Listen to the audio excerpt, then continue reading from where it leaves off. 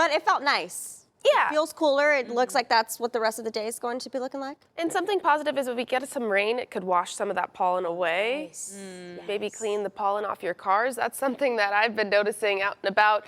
But it's if the rain holds together enough to make its way far enough west to bring coverage to more of the Gulf Coast. Right now, it's anchored to Hendry and Glades counties this morning, really up towards Hendry, Palmdale, LaBelle, Clewiston. You guys look to be the winners this Sunday morning start when it comes to our coverage. As we continue to see that rain drive off to the west, will it hold together? I think this coverage up here will hold together enough to bring some rain to Charlotte County and maybe even southern DeSoto County. So Babcock, be aware, maybe throw that umbrella in the car if you're heading out the door to church, just because I think you have a better chance. There's just more rain and higher intensity up there versus the coverage that's already breaking up down south.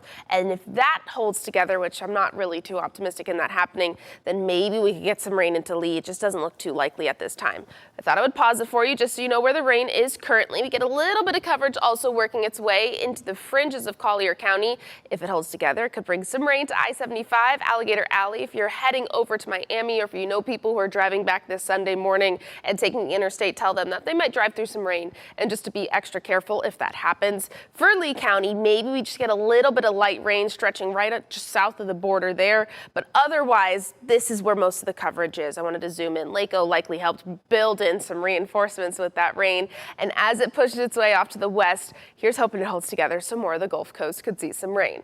Over the last day, we saw beneficial rainfall totals stretched across the Gulf Coast, represented by the green shading. Yeah, it's not the highest amounts, likely just a few tenths of an inch of rain, but any rain is good rain when you're under a drought. Not everybody saw it. Some places like Fort Myers saw a trace of rain, but we could see more again today. So where will it be and when will it make its way to the coast? Well, watch this. Futurecast here is trying to pick up and reinitialize itself with what's currently on the radar. And what this shows is that coverage expanding. I think it's overdoing it. I don't think we're going to have this much rain on the radar as we get to even just an hour and a half from now. But there will be rain across the Gulf Coast at that time, and it will linger throughout the morning hours. This is 8:30 where we have pockets of heavy rain mixed in.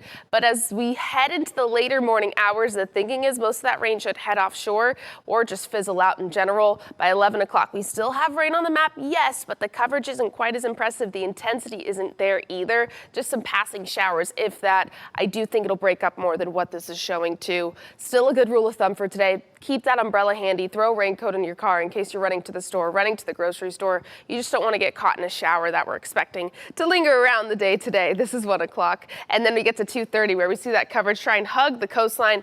Not a beach day today. I'll put that plain and simple. Just because we have that cloud cover in place, it's going to be breezy. With those rain chances overall, we'll likely put a damper on some of your plans as that rain lingers into the evening hours too, but decreases in coverage. This is 7:30, maybe a cell or two situated across the Gulf Coast, just for us to do it all over again tomorrow with more afternoon rain chances hugging the coastline. It's breezy out there too, but mainly north of the Caloosahatchee River. We're going to keep an eye on those wind speeds as we go throughout the day today, and as we watch those temperatures not climb quite as high as what we've been seeing lately. Starting the day in the upper 60s and low 70s, we'll reach the 80s in some places, but it's highly rain dependent. If we stay soggy all morning and it takes a little bit more time for things to warm up, we could underachieve when it comes to temperatures, but I think we'll still get into the upper 70s, low 80s across parts of the Gulf Coast for your Sunday.